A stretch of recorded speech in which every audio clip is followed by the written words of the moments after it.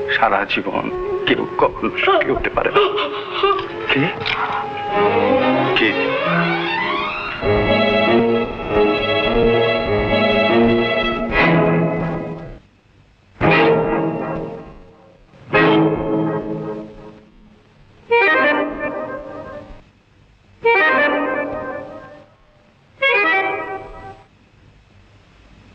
বসো।